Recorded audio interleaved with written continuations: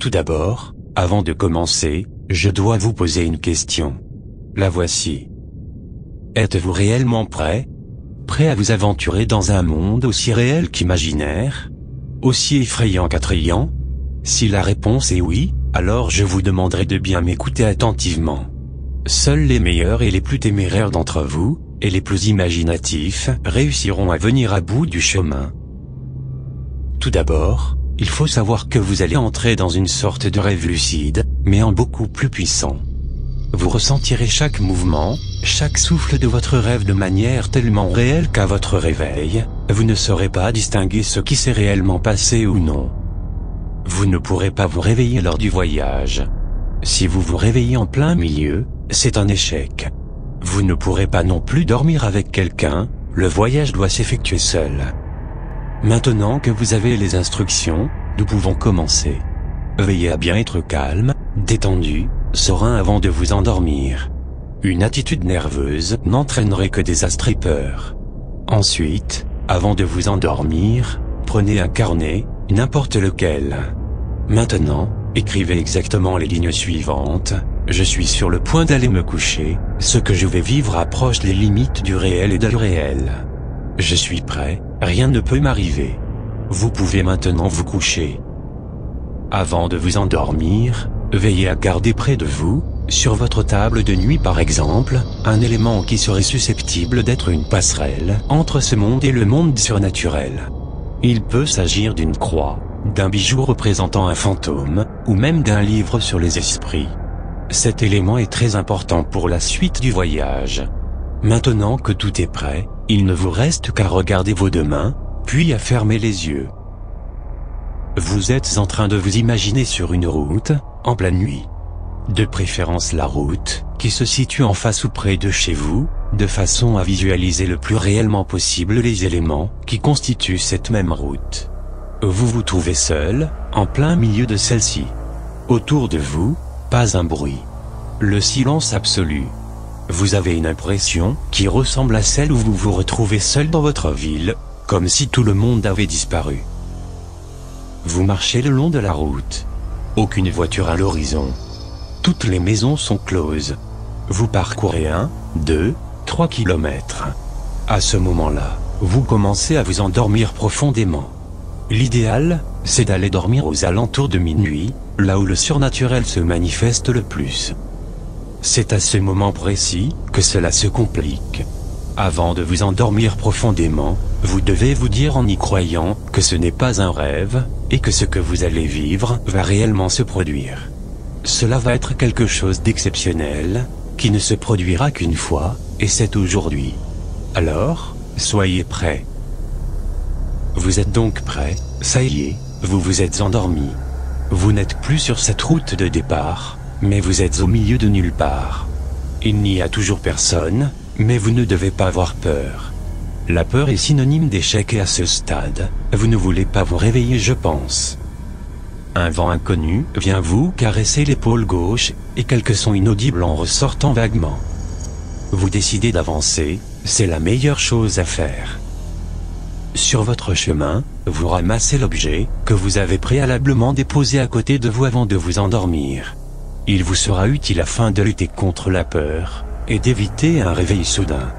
Ne le perdez pas, sinon vous risquez de rencontrer des choses plutôt surprenantes. Après quelques kilomètres parcourus, vous apercevez au loin derrière un épais brouillard une sorte de toit immense. C'est un château. Mais plus vous avancez, plus ce château semble s'éloigner.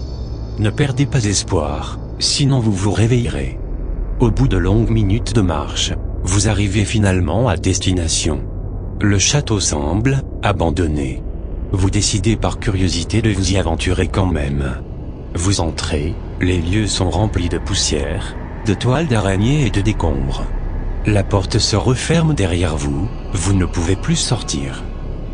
Devant vous, après avoir traversé le long couloir bordé de vieux débris et de statues en décomposition, vous apercevez 3 portes. Choisissez bien, car une d'entre elles amène à un réveil certain, tellement les atrocités qui s'y trouvent vous glaceront le sang.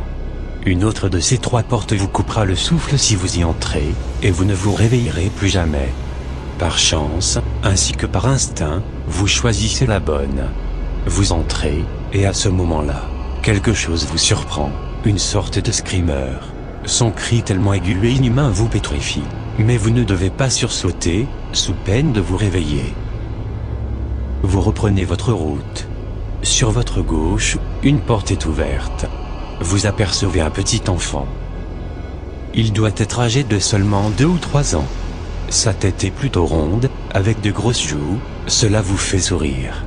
Il présente encore quelques difficultés à marcher et à parler. Mais vous pouvez l'entendre dire d'une voix frêle et douce, « Maman ». Vous le trouvez adorable, mais vous ne pouvez pas vous en approcher. Quelque chose vous en empêche, mais vous ne saurez pas dire de quoi il s'agit. Ce petit enfant se dirige vers quelqu'un, sans trop se poser de questions. À cet âge-là, on est encore naïf. Soudain, la porte se referme brusquement. Après quelques secondes, vous entendez le bébé hurler comme jamais vous ne l'avez entendu auparavant. Ses cris deviennent stridents, et vous entendez des craquements de membres, puis plus rien. Sous la porte refermée, une mare de sang vient couler le long de votre pied. Vous ne savez pas quoi faire, ces bruits viennent de vous traumatiser mais vous devez tout de même avancer sans vous retourner. C'est ce que vous faites. Au bout du couloir, vous avez le choix de tourner à gauche ou à droite, mais lorsque vous arrivez au bout de celui-ci, avant de vous décider, encore sur votre gauche, vous voyez un homme svelte, avec des vêtements déchirés et des coups pleins le visage vous suppliez de l'aider. Derrière lui, la pénombre. Il semblerait que le couloir n'ait pas de fin. L'homme peine à avancer en rampant, et lorsqu'il vous tend sa main, il se fait aspirer dans ce couloir obscur mais vous n'avez pas le temps de voir par quoi cette personne s'est fait aspirer. Ce pauvre homme laissa derrière lui des empreintes de sang, ainsi qu'une petite flaque de sang plus épaisse, mais moins que celle du bébé que vous avez vu précédemment. C'est à ce moment-là que vous vous dites, « Pourquoi j'ai voulu entrer dans ce rêve ? Je vous avais prévenu, il faut être fort pour venir à bout de ce rêve, qui n'en est pas vraiment un, après tout. » Vous décidez donc d'emprunter le chemin de droite. C'est un long couloir, encore. Sur les murs, des photos totalement banales, comme des photos de famille un peu anciennes. Mais quand vous avancez, vous avez l'impression que chaque personne vous suit du regard, un regard qui s'intensifie lorsque vous vous approchez de trop près. Vous arrivez avec peine au bout du couloir. Un gentilhomme vous dit bonjour, en face de vous. Il vous tend la main, probablement par politesse. Ne la serrez pas, c'est un piège. Vous refusez donc gentiment son bonjour, et ce gentil monsieur commence à entrer dans une colère noire. Ses yeux commencent à sortir de leurs orbites, ses membres se décomposent et il se met à hurler. Ne vous en faites pas, tant que vous aurez avec vous votre objet symbolique, rien ou presque ne peut vous arriver. L'homme devenu une créature se met alors à se désintégrer devant vous, en une sorte de matière noire. Vous avancez, encore et toujours. Faites attention, à partir d'ici, cela commence à devenir plutôt malsain, voire gore. En marchant, vous voyez ancré au mur une télévision avec un lecteur VHS. Au début de la séquence, l'image est brouillée, il y a comme de la neige. Au bout de 30 secondes, une image s'affiche. Ce sont plusieurs chiots, 3 pour être précis, jouant dans un jardin fleuri avec leur maman. La séquence est mignonne, mais après tout ce qui vient d'arriver, vous n'êtes pas serein. La scène dure à peu près 3 ou 4 minutes quand tout à coup, le son commence à devenir étrange, inaudible. Une musique commence à être jouée, mais à l'envers. En fond, des sons d'exorcisme, d'appellations surnaturelles, de fantômes ou encore de hurlements se font entendre. L'image quant à elle, reste intacte. Cela commence à devenir difficile à écouter, mais vous n'avez pas le choix. Se boucher les oreilles ou encore détourner le regard est synonyme de réveil, et donc d'échec. Après plusieurs minutes d'écoute, l'image commence elle aussi à changer. Les chiots se retournent vers l'écran et commencent à sourire. Mais un sourire inquiétant, un peu à la manière de Smile.jpg. Derrière eux, un homme s'approchait. Il avait dans sa main droite une hache déjà recouverte de sang. Il prit l'un des chiots et le trancha lentement entre les 2 yeux, jusqu'en bas de ses pattes. Il prit les boyaux et se recouvrit le visage avec. La scène était horrible à regarder, car les autres chiots craignaient le même sort, et on les entendait supplier l'homme, avec de petits aboiements. Il donna un coup de pied dans le museau d'un des chiots, qui se retrouva en train de gémir sur le sol. De plusieurs coups de pied, il lui écrasa la face sur le sol, qui s'ouvrait un peu plus à chaque coup de pied. Le troisième et dernier chiot se fit suspendre par les pattes, recouvrir d'essence et brûla vif. Ce que je ne vous ai pas dit, c'est que la maman tenta de sauver ses bébés, en mordant le meurtrier. En vain. D'un coup sec, elle se fit trancher la tête, et on pouvait apercevoir son corps convulsé quelques secondes après le choc. La vidéo s'arrête net. Entre peur et dégoût, vous ne savez pas comment réagir à de telles atrocités. Mais vous décidez quand même d'avancer, vous devez le faire. Devant vous, ne pensant plus pouvoir être surpris, se dresse une personne dont vous n'aurez jamais pensé avoir eu affaire, vous-même. Vous scrutez votre propre image dans les moindres détails. C'est bien vous, avec la même tenue que vous portez actuellement. Seulement, vous. Enfin votre image reste muette. Elle se contente de vous fixer, longuement.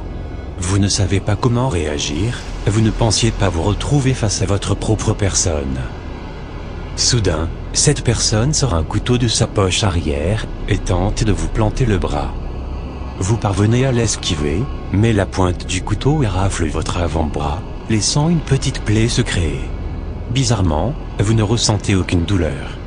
La personne en face de vous, qui semble être votre côté malsain renfermé au plus profond de vous, se met à rire, très fort, et de manière incontrôlée, puis disparaît d'un coup. Vous vous dites alors que tout vous tombe dessus au même moment, et vous avez raison. Serait-ce la fin d'une longue torture psychologique ? Vous continuez votre route, et vous voyez une rampe d'escalier. Vous montez. C'est votre chambre. Exactement dans le même état où vous l'avez laissé avant de vous endormir. Vous décidez d'aller vous coucher. C'est alors qu'une série d'images déferle. Des images les plus atroces les unes que les autres. Des cris, des hurlements, des yeux scindés en deux, des bébés torturés, une silhouette inhumaine inconnue se réveillant à côté de vous, tout y passe.